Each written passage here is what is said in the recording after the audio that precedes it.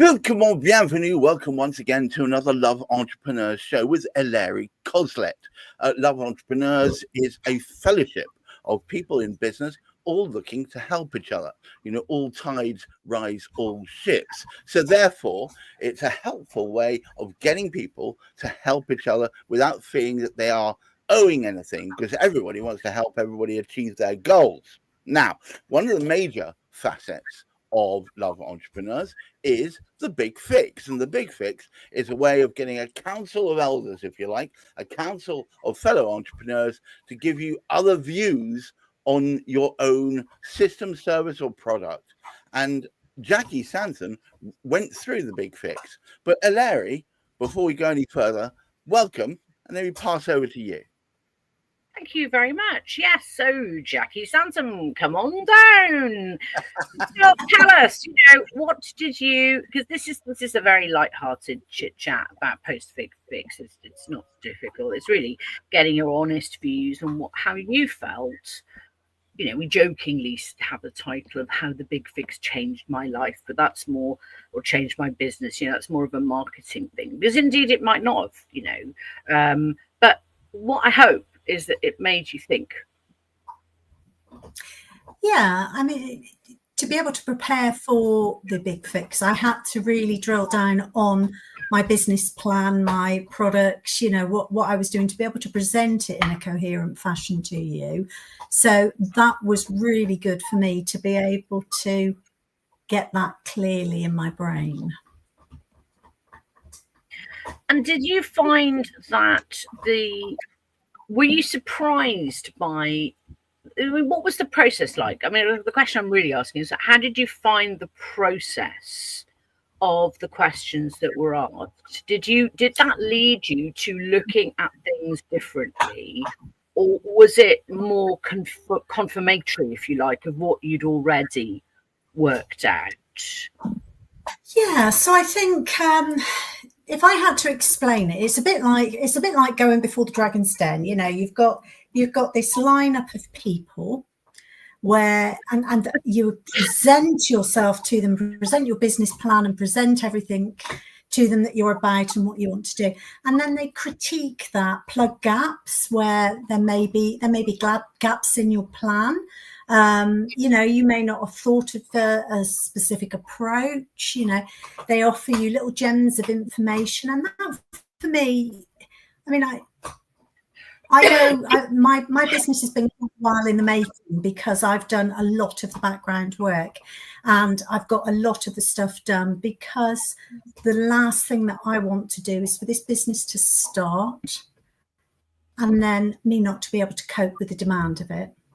And that's me. I'm not saying, it. I mean, I hope it is blooming phenomenal, obviously, but it's not me saying, well, it's going to be so big that I can't cope with it on my own. It's me being realistic and knowing how busy things get, and knowing that I've got structures, procedures, things in place. I've got everything in flow. And going before the Big Fix was really, there were gaps. There were little gaps. I pretty much had it boxed and coxed, I think, but there were gaps that needed a little bit of plug-in, a little bit of tweaking here and there, and that was great. Well, that's the thing that we try and provide. I mean, I shy away from the word critique, but I know, being a fellow lawyer, because you're a lawyer by profession, you and I will understand that the word critique in the general means something slightly different. Mm-hmm. In the wider population at large, it's we tend to want to sort of give people helpful suggestions and advice on how to plug those gaps.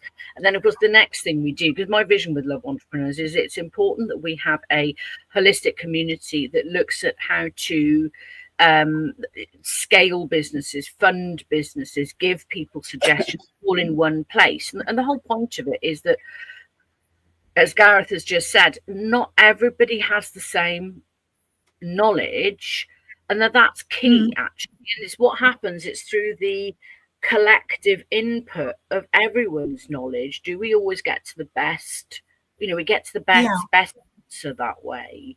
Now, tell us about your business, Jackie, because for those watching, they might just be a coach, or what the hell does that even mean? You know, I mean, I know.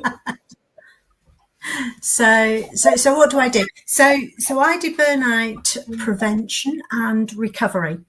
And that means that I take a holistic approach. This isn't just about going off and doing a little bit of talking therapy.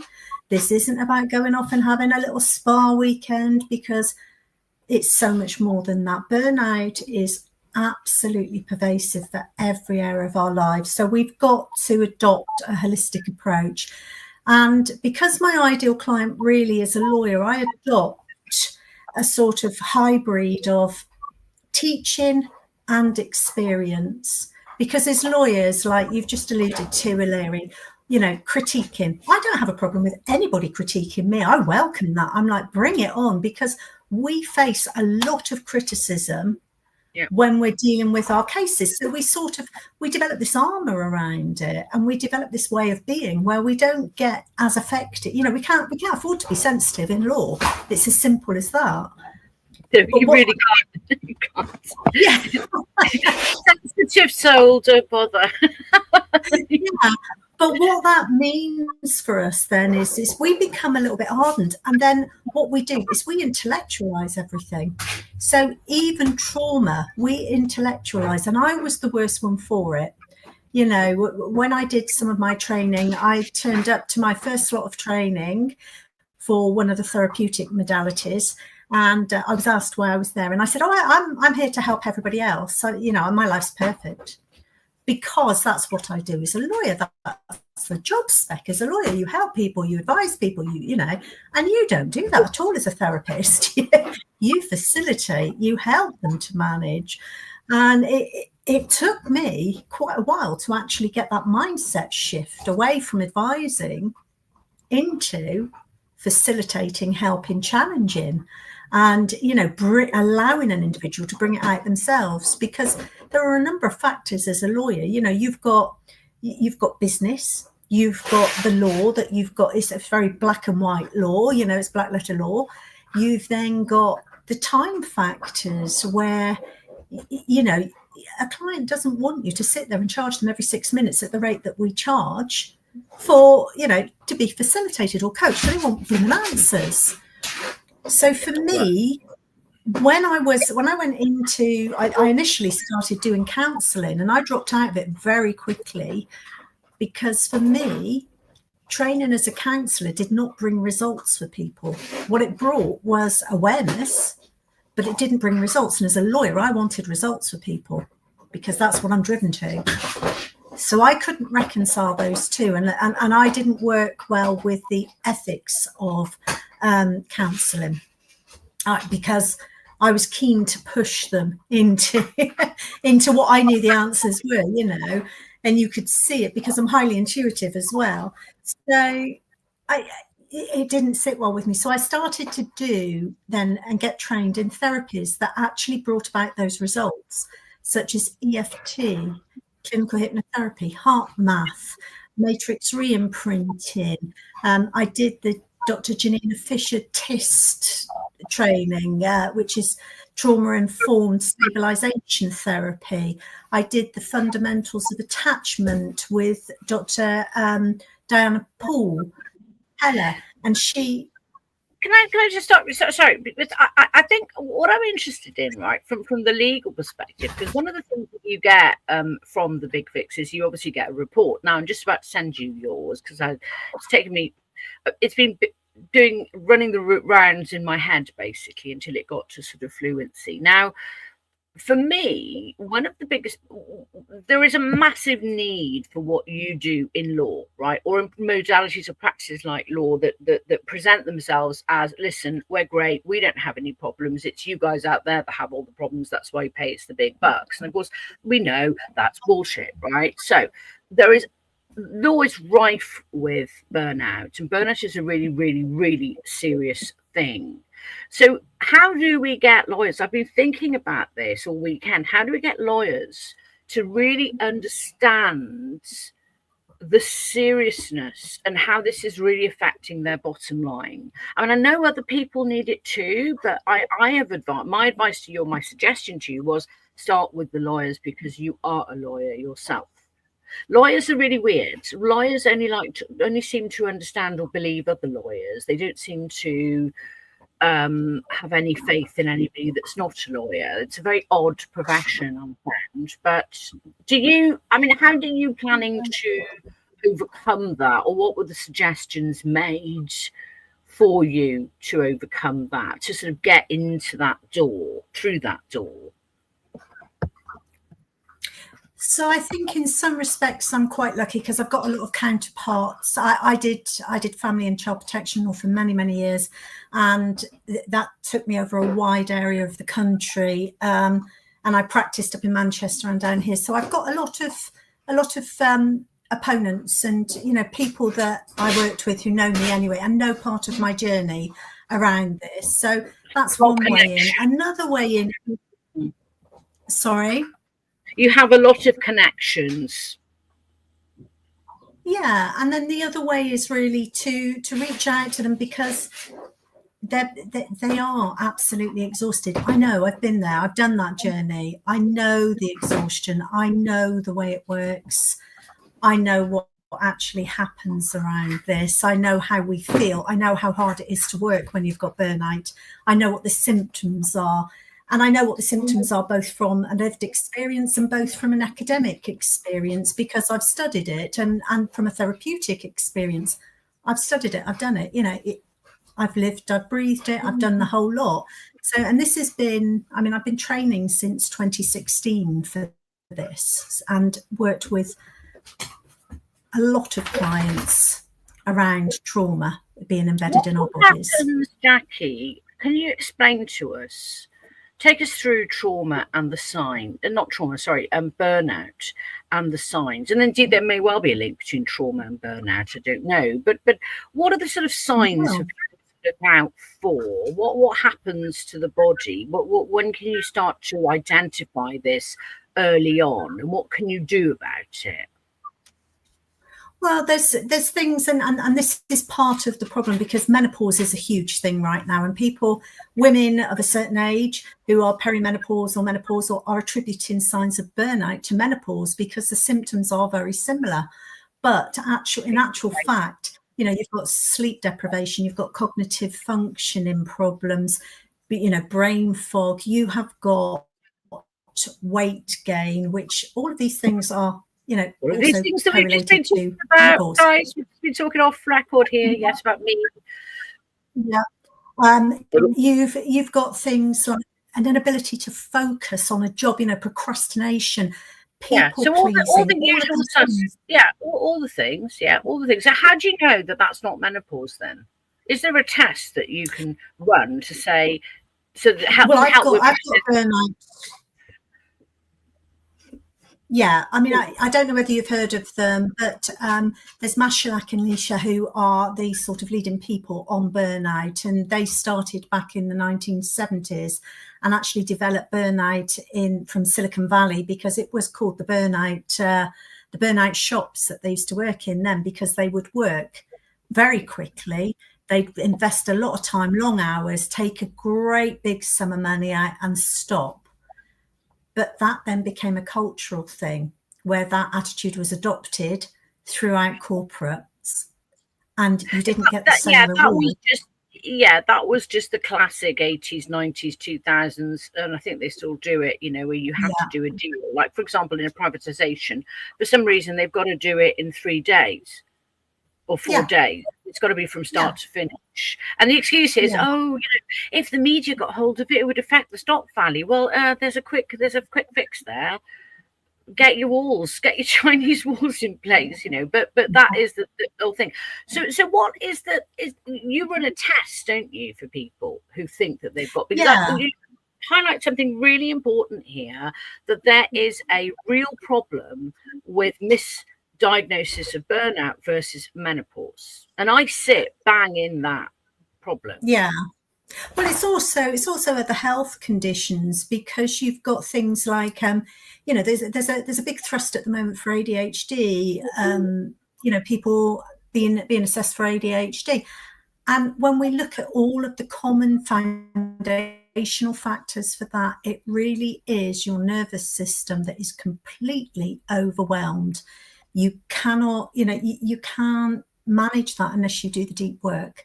The nervous system is where the body, the gut, everything, the brain, all comes together. Our emotions, it's what's reflected. And emotions get a really bad press in society because we're taught from a very young age that emotions are either good or bad. There's no, emotion is just emotion. And all emotion is energy that we generate, and it's in motion. We accept that there's energy, from electricity that powers up all these computers. We've got Wi-Fi that we run on. We can't see any of that, but we don't accept that all emotions are energy in motion. And they're just messages from our body, really, that tell us what's going wrong with us. And when we don't listen to those over a long term, that's when they're the home of these significant diseases like Parkinson's, ME, MS, fibromyalgia, all the big problems that we face with health. That's where they're all the home. Whereas if we dealt with them as we went on and listened to our body and dealt with some somatic healing. Sorry, Larry.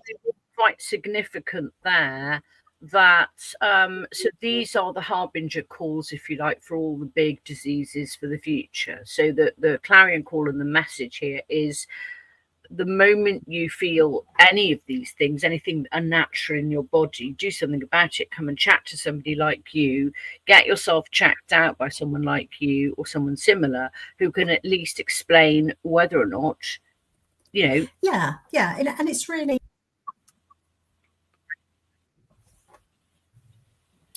yeah, so I've also, so my qualifications, I've combined a whole load of qualifications to actually do this and to talk to this.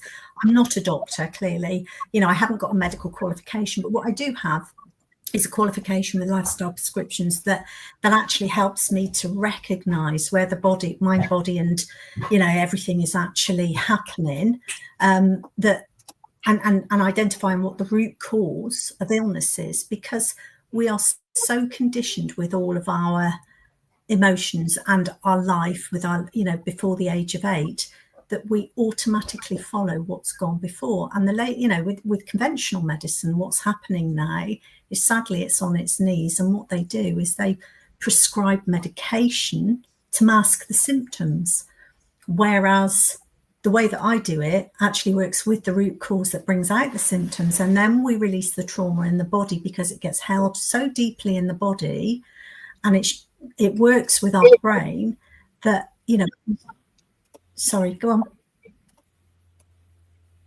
We didn't speak. Did somebody say? Oh, no. So it works so deeply with our brain that, it starts to then show up. And this is where you hear things like somatic healing. All somatic healing is just recognizing what's going on in your body and responding to it. And it's tying all the emotions together with the neural pathways in your brain, together with all the neurons in your brain and all the different functions of your brain and your subconscious and conscious mind, your gut, because you've got to address the diet as well. You've got to address some of the, the deeper therapy stuff to release the trauma.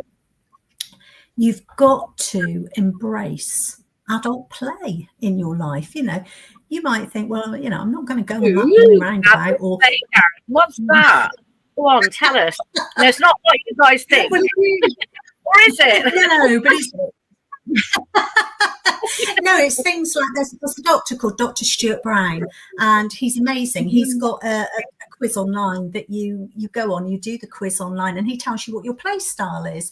And it can be anything from, like, part of my play style is collecting stuff, for example. So, and organising stuff, being organised. So being a lawyer fitted in nicely with my play, so I could incorporate some of my play in my career. But actually, it didn't satisfy everything. Do you know what I mean? And it's noticing and learning about what these different things are. So I would highly recommend you go and have a look at Dr. Stuart Brown online. He's got this. Let me draw people's attention to your website. I think it'd be very useful at this stage. If I pop up your QR code, people can see it top right-hand corner. If they want to follow that, it'll take you to JackieSansom.com, spelled the same way as the name on the screen, JackieSansom.com, and you can find out a lot more. I want to thank Ellery Coslet for running the Love Entrepreneurs group, which is a fellowship, as I said. Please do come along and check it out. And please, if you want to find out more about Jackie Sansom, do go to her website and start that interaction. And you can start that wellness journey and get back from overwhelm to in control. Until next week, please keep your feet on the ground, keep reaching for the stars, and please look after that mental health. Bye-bye now. Bye.